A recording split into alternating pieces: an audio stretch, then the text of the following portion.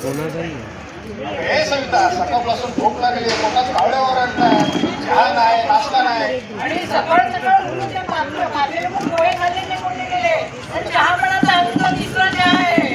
Sir माझी emotional भूक होती, ऑफिसचा ड्रेस. आणि ऑफिसचा ड्रेस आणि माझ्यावर येऊन ताव काढणार काय तुम्ही? आता सोडते आता चहामध्ये स्पेशल काही नव्हतं. चहामध्ये लवंग, थोडीशी इलायची, थोडंसं प्रेम टाक. घरात जाऊन जरा मला मदत केली तर तुमचं काय बिघडेल बरं? ना बाबा ना, किचन मध्ये आणि मी किचन मध्ये आलो, चहाची चव बिघडेल. माझा रुबाब काही वेगळाच आहे. हो बाबा, काय हो. समजलं? तुमचं रुबाब काय बा माहिती नाही का? तुमचा रुबाब नेहमीच वेगळा असतो. किचनमध्ये येऊन जरा ध्यान लावायला सांगितलं तर त्या इसमें मेरा तुमचं येणं नाहीये. काय समजलं का? हा? तर सोडते आता. शेजारी सुशीला भाभी बोलत होती, तुझी पत्नी खूप सुंदर आहे.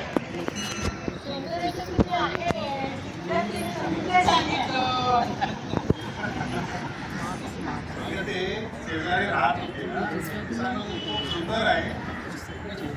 आणि बजेटचं काय तुझं बजेट तर वाढलेलंच असतो.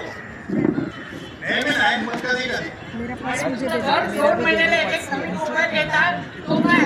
आणि माझं जरा भाजी तरकारीमध्ये जरा बजेट वाढलं तर तिथं हे लिंगामध्ये भाज्या मोबाईल फोन माझे इमोशनल आहे. आणि भाजी तरकारीमध्ये तुमची टेन्शन आहे का? हा? काय टेन्शन? भाजी तरकारी टेन्शन. आता सोडते आता.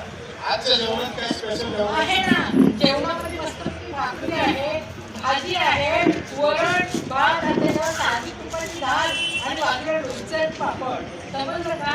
मजा लागेल. बस एवढंच? हो ना. अजून काय स्पेशल? स्पेशल आहे ना एक माझा नवरा. तो नेहमी कधीच माझी बाजू घेत नाही, नेहमी ओरडत असतो. खरं सांगू, घर तुझ्यावरी ना घर वाटत.